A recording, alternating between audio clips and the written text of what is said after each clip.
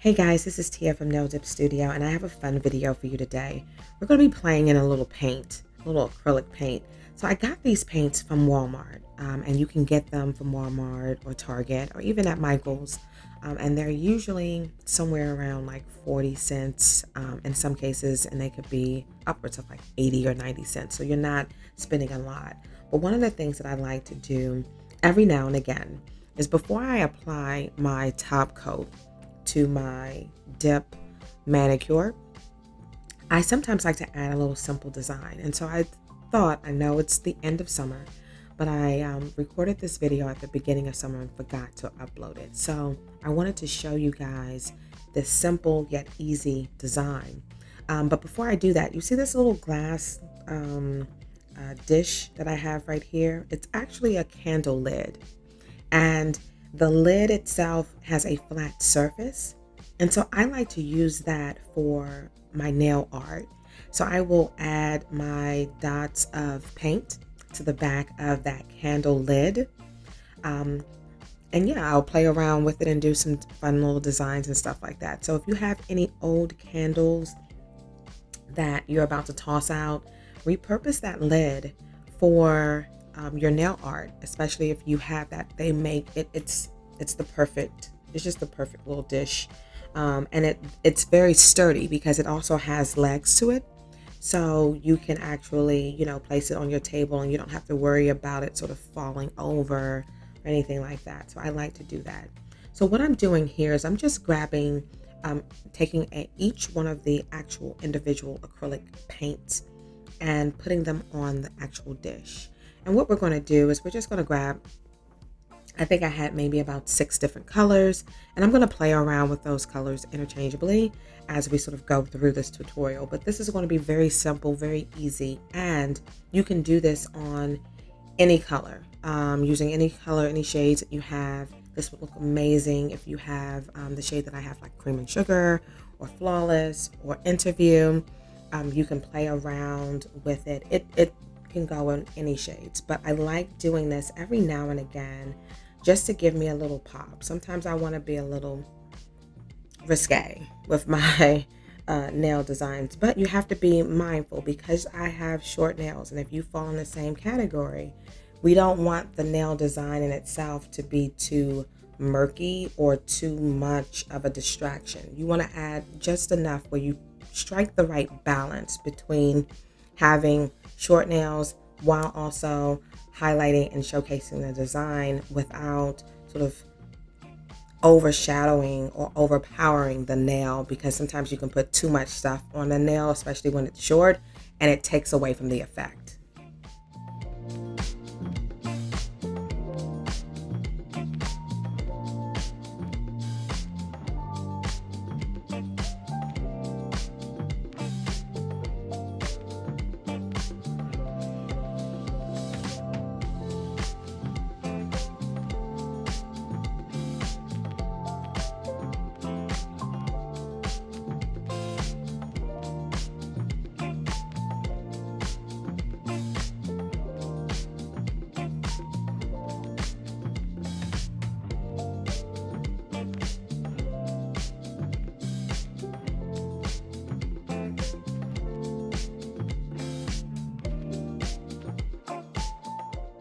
Now, in preparation for our nail art, I like to take a lint-free wipe along with some alcohol, and I'm going to wipe my nails off completely. Now, important fact to note, I have on no top coat.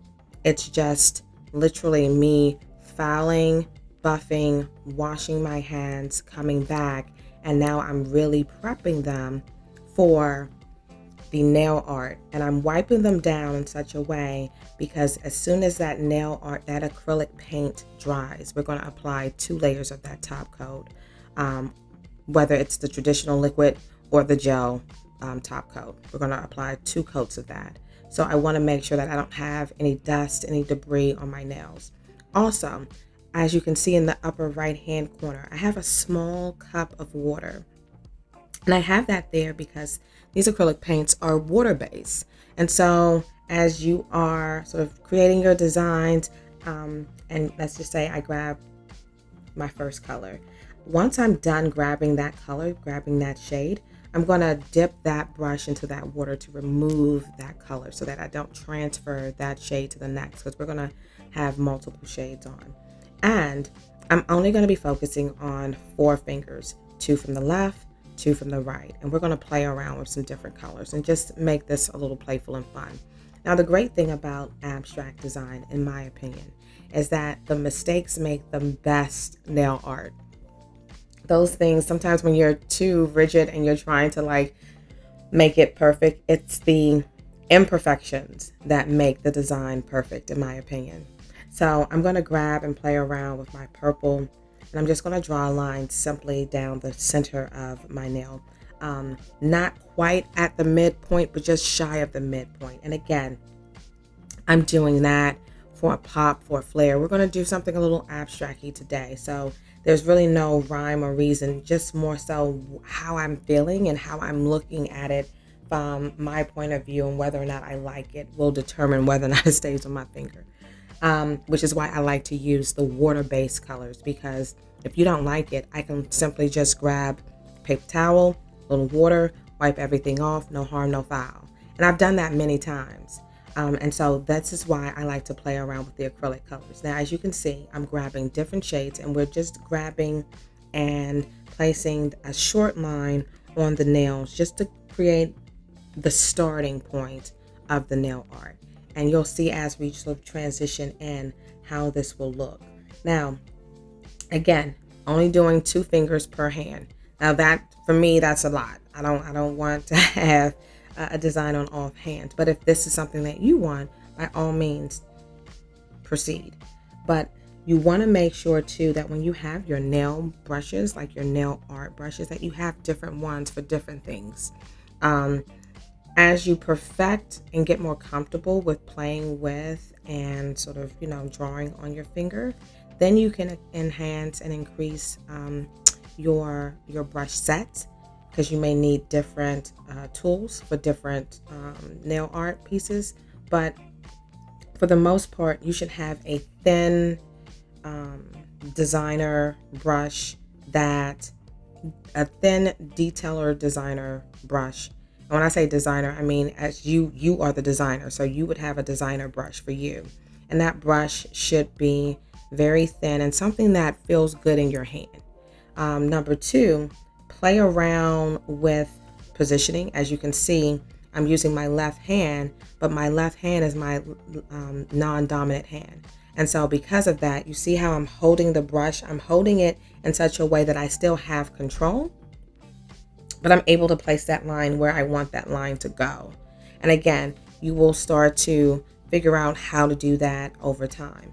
Now that I've drawn that line, here's a fun thing that I like to do. I actually prefer to do a lot of my abstract designs using the back end of my dotter tool. And you can actually write with this if you get the right type of paint. And right here, I'm going to grab some of that silver, and we're just going to draw almost like an abstract circular shape that has a little bit of waves, a little bit of ripples. It's not supposed to be perfect, but it's just to draw your eye to the design itself. And as you can see how I sort of like wiggle that around. And if you want to stop right there, if that's enough for you, you can stop there. But I'm still going to go ahead and play around with this just a little bit more. Grab a little bit of that paint and place it where you kind of want it to go, and just start playing with it and drawing around with it. And again, I'm using that dotter to pull that paint and to give it some depth. It gives you that sort of faded look. It gives you just a little pop of color, a little something. And I love playing around with that. Those little dotters, because they come in different sizes, and the actual ball at the end of that tip can range for something really, really big to something extremely tiny. And that's why I like to have them. So again, I thought I would share that little tip with you guys.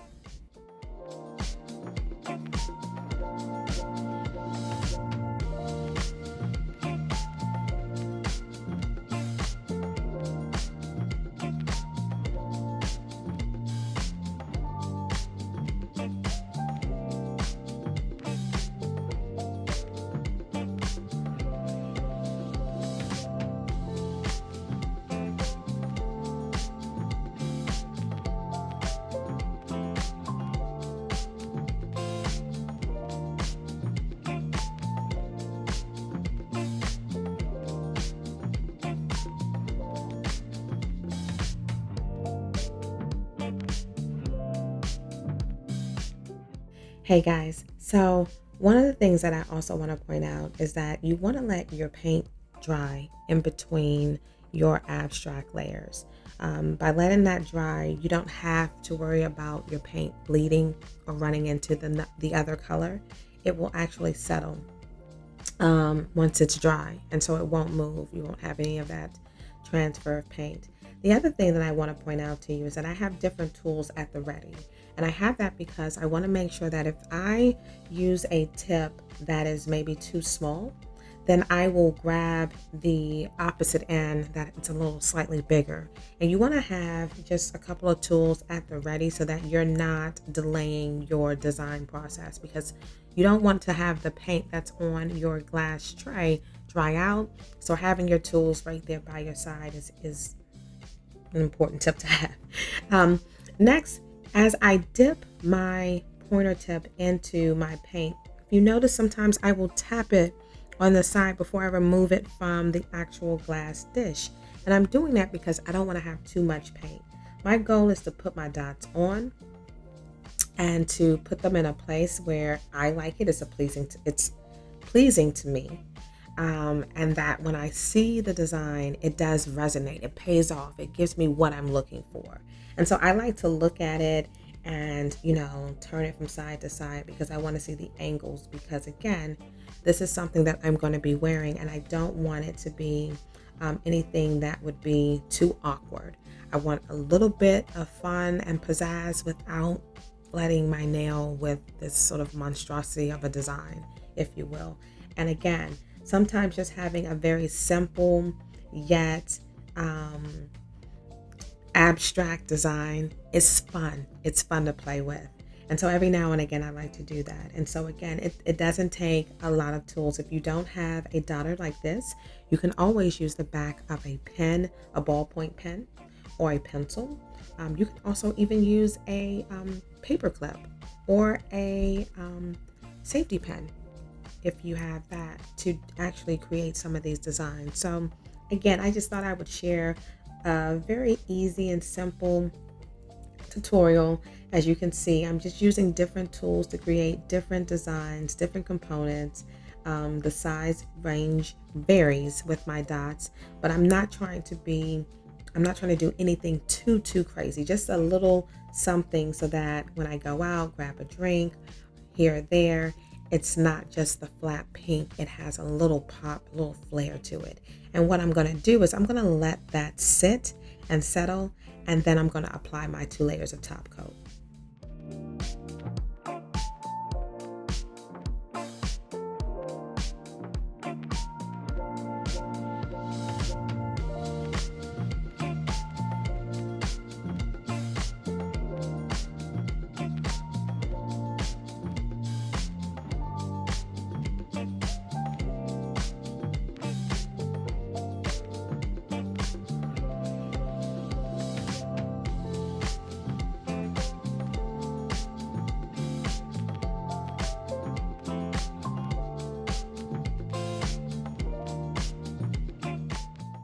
So now that everything has pretty much settled and dried, I'm going to grab my top coat and I'm going to apply 2 coats of the top coat to my hand, both hands. I'm going to apply the top coat to the fingers that have no design. And then I'm going to apply the top coat to the fingers that have the design, and I'm going to apply 2 layers. One of the things that I would say if you're going to Walmart to actually pick up some paint to play around with, creating your own abstract designs, is that you want to have a list. You have to have staple pieces. So a staple shade would be having a black, having a white, having some type of metallic shade, whether it's a metallic silver or, gold or copper. Having those metallic shades like that, those are going to be like your constant. And then you can then grab the shades that I would say, those sort of primary shades that are in the middle of the spectrum. You don't want to go too light and you don't want to go too dark, because if you have a white and a black shade, you can always take, let's just say, a crimson red. You can take a crimson red and turn that into a pink, or you can take that crimson red and turn it into like a burgundy wine shade. You can do a lot of things with that, but if you have it If it's in the middle of the spectrum, the color will, then I find that I gravitate towards those shades a little bit more because I can lighten or darken those shades up just by adding a couple of drops of white or black. So again, when you go into your Walmart or your Michaels or your Target and you're picking up your acrylic shades, again, these shades shouldn't be more than like 50 or 60 cents each. In many cases, it may be 80 depending on the size, but they should be somewhere around like under $1. And you want to make sure that you have your black, your white, 2 or 3 metallic shades, and then your primary shades sort of in the middle there that you can sort of lighten or darken. Hopefully this video was helpful. But again, I appreciate you guys tuning in and watching and learning from me as I learn from you. And until we meet again, keep dipping. Thanks.